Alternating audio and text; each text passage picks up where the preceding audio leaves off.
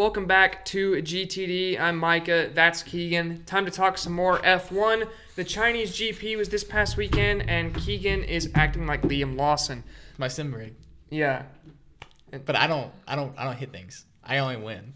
Unlike Liam Lawson. Yeah, who we're going to talk about in depth in this episode. We're going to talk about Liam Lawson a lot because it's a problem right now. But let's start with the race results. Oscar Piastri dominated this one, really controlled it well in front of Lando Norris.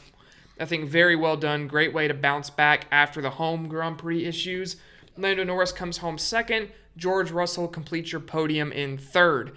Max Verstappen comes home fourth. Solid day in what I think we would agree is a Red Bull car that's not driving well at all right now. Mm-hmm. The rest of your top 10, Esteban Ocon, Kimi Antonelli, Alex Albon, Oliver Behrman, Lance Stroll, and Carlos Sainz. Now, you might be wondering, where did the Ferraris go?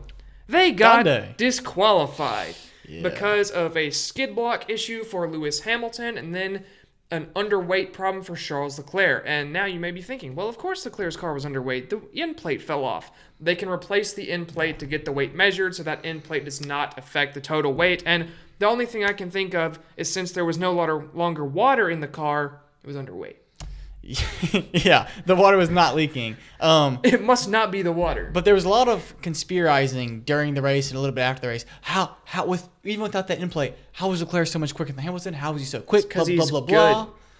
And underweight. Now, come to learn. It's 1 kilogram. It's like the Russell thing at Spa last year. It doesn't make that big of a difference. But also, I do think I was kind of thinking this, just looking at the track layout and how the turns work, and I think the announcers kind of came to this conclusion later in the race that because all the turns were right-hand turn, or all like your super load-bearing turns were right-hand turns, that one's not. I think if he had lost the other one, that car would have severely suffered. I still think he's obviously suffering a bit. Like the car is logically not going to be faster without an end plate. That's just not how science and aerodynamics work. But I think he was lucky to only lose the one side and to be that side specifically. I think it's more able to cope with that. And then I think he improved over the weekend. Obviously had a really bad Saturday. Lewis Hamilton walked him in sprint quali and the sprint.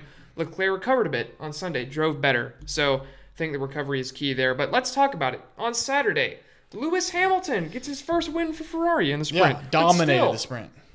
Absolutely great drive from Lewis. Controlled it. At that point, I thought Ferrari was winning the race with Lewis Hamilton because he was so masterful on the tires. Oscar Piastri started to catch him at the end, but pulled back out. Yep. Really measured drive from Lewis. I was very impressed.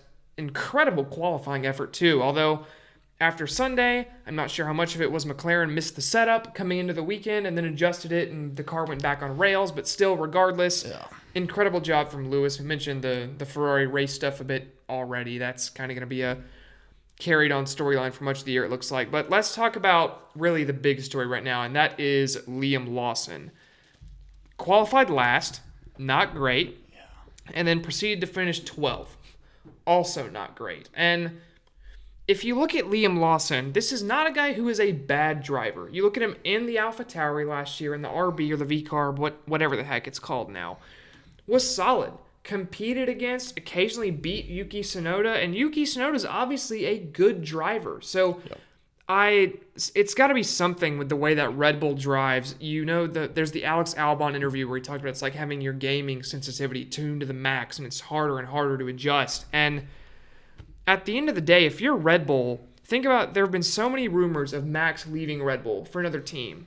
Well, I think it's clear now with the end of Perez's time there, Liam Lawson, even back to the Alex Albon and Pierre Gasly days, if Max Verstappen leaves Red Bull, they become a backmarker. Yeah, I mean, I think if Max leaves, I think Racing Bulls is faster. Problem. Yeah, I think you see another top dog at Red Bull, and that's not really where you want to be. I mean, especially if you have been that team, and a lot of that has been Max Verstappen. But you also had some of the, from 2010 on, they've been one of the most dominant cars in the one of the top 3 pretty much every year. And there's so many eggs now in the Max Verstappen basket, which understandable. He is a freak talent. He is the best driver in the sport right now and is driving like it. But the problem is, when you have the best driver in the sport, it masks potential issues with the car. Yep. And I think you've seen, especially last year, Max was able to handle it well enough to where by the time you realize, oh no, we've gone the wrong way, it's too late. And you're going to have to pull a Mercedes and rethink your whole design. And how easy is that to do now with Adrian Newey, the guy who made that car, being gone to Aston Martin? I don't know. They're in a tough spot. I honestly, even though I think that car is not good, I don't know how long you can afford to leave Liam Lawson in that car. Maybe give Yuki Tsunoda a shot up the road. If he can handle it, problem solved. If he can't, I don't know what you do at that point, because Isaac Hadjar is another, I think, so far from what we've seen on pace from Hadjar, he's solid too, but it doesn't look like anyone not named Max Verstappen can drive this second Red Bull. Yeah, and that brings me to the question of the day. Will Liam Lawson or Tsunoda be driving the Red Bull in Japan? I think Lawson still drives it in Japan. Yeah, I agree. Now, you look at the schedule moving forward. I think if after Bahrain and Saudi, Lawson is not at least competent in that car, I think you see a change then.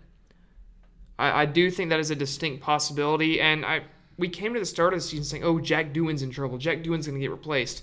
He might not be the first driver out of a seat. It might be Liam Lawson at this rate, which sounds insane because he was so highly touted going in. I know Tsunoda probably deserved that seat over him, but Lawson's still fast. Yeah. So it's a tough situation for Red Bull. I don't really know what you do. I think you're backed into a corner between a rock and a hard place there. But let's talk about the other aspect of Red Bull and F1, the Racing Bulls team. And their problem is not the drivers, it's not the car, it's the people on the pit wall, because, oh my gosh, what are you doing? Yeah. They've thrown away points at 2 consecutive races now. People make fun of Ferrari's strategy. If Racing Bulls was a top team, Ferrari would look like geniuses with their strategy. They were the only team to go, yes, Pirelli said it's a 2-stop. It must be a 2-stop and not adjust at all. And people are going to say, oh, they pitted. They committed to a 2-stop. No. Guys pitted at the same time as them, still went on a 1-stop. It's ridiculous. Yeah. They had the pace to score double points this weekend and ended up 11th with Isaac Hadjar. And Tsunoda would have been ahead of him if his front wing didn't just die. Yeah. I haven't seen a front wing do that in ages. Just went, I'm a head out, and fell off the car. Yeah, that wasn't aero blocking. That was like aero fighting. Like he got behind and just the wind just bang. It's an absolute organizational disaster class from RB right now. If you take the Red Bull strategy team and put it with the everything else of Racing Bulls, they might be a great team. You never know. Yeah, I'm very impressed so far with Isaac Hadjar's pace. For sure. Granted, we didn't get to see him run in Australia. But he was the highest qualifying rookie there. Exactly. And very, very impressed. I mean, even with the 2-stop, finished 11th.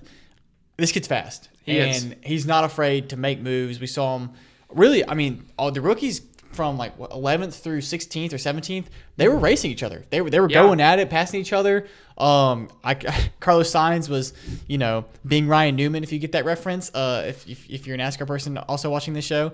But yeah, he was kind of just the old guy leading the pack of rookies, and I kind of feel like that's how it's going to go for him this year. Yeah, and he's being outrun by Albon right now, let's be honest. I think it's a little bit understandable trying to adjust to the new team, but Albon's had the measure of him so far this year. And then, speaking of rookies, Ollie Behrman, I thought, had a great day too. Yep. Came home 8th, was 10th before the disqualifications, but that was a guy who had a solid day out there.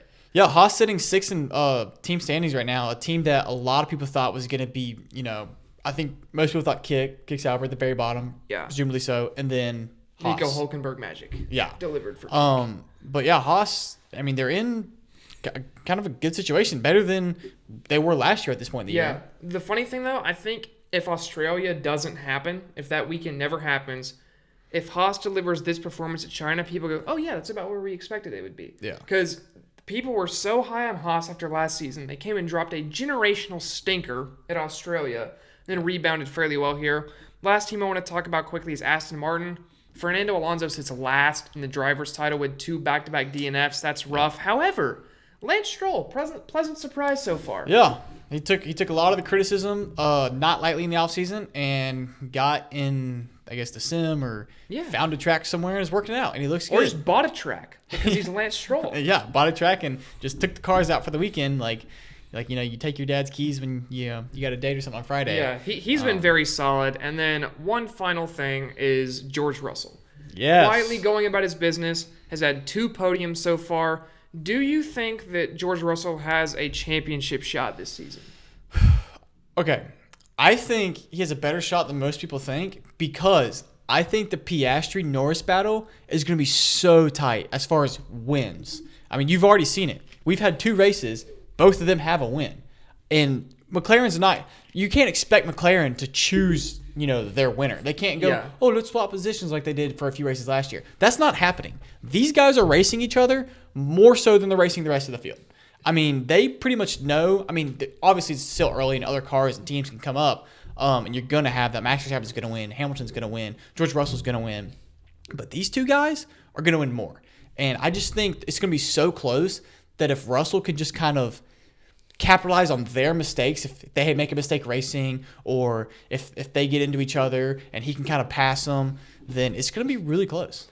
Yeah, I think Russell's best shot is if Red Bull and Ferrari figure out their car and manage to develop it and start taking points off McLaren, and Russell can still be there to kind of say, one day McLaren wins, Norris is third. Then Verstappen wins, Norris is third. Ferrari wins, Russell's third again. Russell's third. If I said Norris by accident, I meant Russell. Russell's still getting those podiums. I think that's his best shot, is just kind of always being the second guy there. Yeah. I think that's his path to a world championship. And he's going to need a few wins this year. He's going to need a couple, but for sure, I think he's stepped into that team leader role at Mercedes admirably. Been doing great so far. But that is pretty much it for China. Our quick little predictions points recap. We've redone the points a little bit because we thought since so far it looks like the winner is going to be McLaren. One of 2 guys, usually maybe some surprise. We changed the points a little bit. So now for first place, you get 2 points. Second and third correctly, you get 1 point each. So after our previous predictions, I got none right. I went Norris, Piastri, Antonelli. So I still sit on 3 points after the winner and the second place guy right last weekend. Keegan got a point on the board this weekend. George Russell in third. So yeah, I also had Norris, Piastri first. Solid points for this guy. It is now 3-1 on the year for the championship of our own prediction. But that is it for F1 this weekend. No race this week. We'll be back for next week as we get ready for Japan. But for now, this has been GT. If you want the NASCAR content, Miami recap already out. Martinsville coming later this week. And then if you're interested in the baseball stuff, the opening day preview should be out on the channel as well. But for now, that's Keegan. I'm Micah. Thanks for tuning in. We'll see you later.